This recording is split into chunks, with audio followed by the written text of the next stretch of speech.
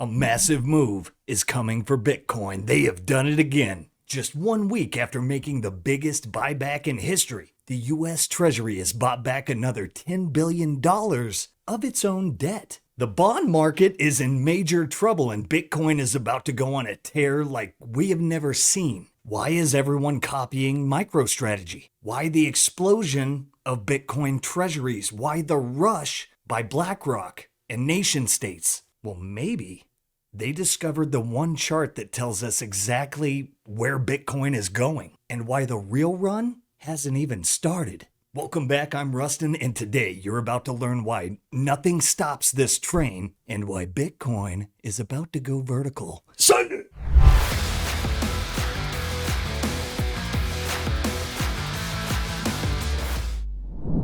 If it's ramping up in terms of its success, and let's say that that's exponential, because perhaps it might be, why won't Bitcoin just suck the investment capital out of everything?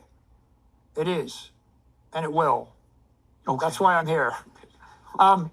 That's Okay, so what's that's the message. consequences of that? Yeah, here's the big idea, right? Which is we're going through a digital transformation. That's right. I know Max said 200 trillion, but Saylor just dropped the mic at the beginning of that. And so many are incapable of seeing it, or just automatically are so dismissive of it. And you know why? It's because they're trapped in the Fiat Matrix. It's almost as if you've been plugged into the Matrix. You know, you can be teaching finance and still on the blue pill. And then one day you wake up and you realize, wait, this everything that I've been teaching. By the way, it's important to see that the construct of finance on top of the foundations of it is incredibly intricate. So in fact, you can even be a high priest, if you will, of finance, where you're teaching acolytes of finance, all the mechanics of how to manage finance and how to manage it, but all based upon the foundation of a stable fiat system without pausing and asking, is the fiat system stable? And it's almost as if, imagine, building a foundation, a magnificent building, if you will, or edifice, if you will, without asking, well, what's the quality of the sand or the granite, or what have we built it on? And so, again, crypto Twitter had some fun with me. How could this finance professor, be teaching this without realizing that? And maybe I'm an outlier. But you know what? What's really interesting to me is how few people who are extraordinarily gifted financiers and extraordinarily gifted in finance on Wall Street and TradFi don't pause to look at the foundation of the fiat system. And by the way, and to people who have had the red pill or the orange pill, whichever color you want, but not blue, to people who've had that pill, they see it and they can't unsee it. But if you haven't had that pill, if you haven't had somebody orange pill you or red pill you, whichever metaphor you want to use, we'll use orange pill. It's really hard to see. And you look at that and you say, how can a piece of code be worth anything? It's just a piece of code. There's nothing behind it. There's nothing that backs it. It's just a piece of code.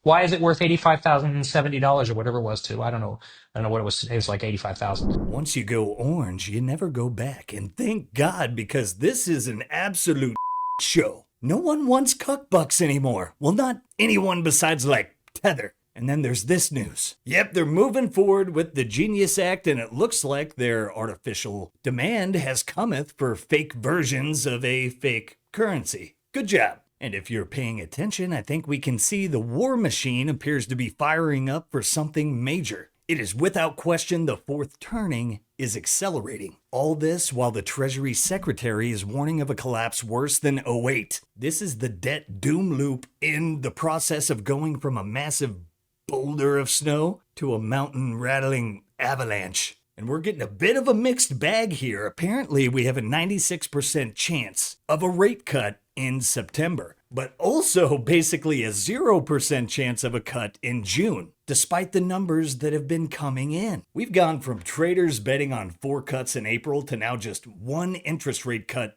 this year, while Bloomberg is countering and saying there are 2 rate cuts on the horizon for this year. Hey, we're all asking it. Is the Fed actively working to sabotage the economy. So we're currently at the strangle stage ever since Bidenflation, but since Trump took office, inflation has collapsed to just 1.5%, which is actually below the Fed's 2% target. That means normally the Fed would be nervous about deflation right about now. Throw in a slowing job market and tariff uncertainty, and a normal Fed would be feverishly slashing rates to goose the economy. Instead, the Fed sits on its hands. That was particularly odd considering that the Fed has a 112-year track record of bailing out every policy shock from D.C. So they slashed when Hoover caused the recession and FDR kept it going.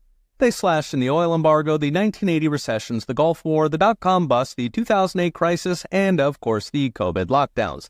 But somehow Trump's tariffs are the exception, nary a whisper of support from the Fed. So what can Trump do about it? He's mused about replacing Jerome Powell, which it's not clear he can do. But Powell's term ends anyway next May. Trump's likely replacement, Kevin Warsh, is actually a hard money guy, meaning higher rates. But Warsh is also a team player, so he'll probably cut, especially if the tariff war is still going on. Still, that leaves a year of strangling the economy and the consumer with high rates. A year takes us to midterms, so Jerome Powell could effectively deliver a Democrat Congress. While high rates are a slog for the economy, a threat to Trump, if we zoom out, the current rates are actually low. So interest rate surveys going back 700 years, so long before central banking, imply the neutral rate that doesn't cause boom bust is closer to 5% right now, 3.5 plus inflation. So Trump may envy Europe's 2% rates, but in fact, Europe is just doing the central bank routine, pumping an artificial boom with cheap money. So for now, Trump's stuck with Powell, meaning the best he can do is keep deregulating, keep pushing energy and tax cuts, maybe even cut spending and let the American people build. The professor is a goat, and according to Paul Tudor Jones, he's expecting massive money printing as well as an uber dovish Fed chair. Check it out. Give us a tip. What's the one long you would hit for the next contest? I would say probably the yield curve. It just depends on where I think it'll be higher at that point in time. Mine would be very esoteric, so let me think. Well, I would definitely be betting on substantially lower front-end rates. We'll have a new Fed chair within 6 months of that point in time, and I think Trump's going to pick someone who's going to be uber dovish. Well, let's talk a little bit more about the yield curve. Matt and I were actually emailing at like 4 in the morning about the yield curve because it's broken a lot of hearts, Right. that steepener bet. And the way you lay it out, short end rates coming down, you have concerns about the deficit, potentially boosting the long end. It seems like a no-brainer, but it feels like it just hasn't worked. So what's different this time? Well, it's working. It's just, it's vol adjusted. It's just a slow-moving train. But I think in the long run, it has to work. We are fiscally constrained, and we're going to have budget deficits of 6% plus as far as the eye can see. So one of the major offsets, if I was the president, would be to lower my interest rate costs by appointing a Fed chair who was as dovish as could possibly be. That's kind of the playbook when you're 100% debt to GDP and you're fiscally constrained. You can see it happening in Japan right now. Wade is reluctant to raise rates more than beyond 50 basis points, even though they have inflation. Pick a number somewhere between 2 and 3%. I think they fudge the numbers down all the time. You got wage growth at 3.5% there. So that's, historically the way that you get out of a debt trap is you run the lowest real rates possible, you lower your interest burdens, and I'm sure that's what we'll see beginning when the next Fed chair comes. While we're at it, PTJ, what do you think is the best option in this environment? Some combination of probably gold, vol adjusted, Bitcoin, gold, stocks. That's probably your best portfolio to fight inflation. Vol adjusted, because the vol of Bitcoin's obviously 5 times that of gold, so you're gonna do it in different weights. You said at one point you would allocate 1 or 2% of your portfolio to Bitcoin. Is it still? Yeah, I mean, I think particularly now that the roadmap is clear, then again, if I'm a policymaker, I'm going to run really low real rates. I'm going to have inflation running hot and I'm going to tax the American consumer to get out of my debt trap. And that's exactly what Japan, who's the most fiscally constrained in the world, doing. And it works until the population throws you out because you let inflation get too hot. So you're about to see the one chart that reveals not only where Bitcoin is heading, but why, and what the Bitcoin price of tomorrow looks like, according to Jeff Booth. But before we bring it home, look at our likes! 3 or 4 times, maybe. I gotta pump those numbers up. Those are rookie numbers in this racket.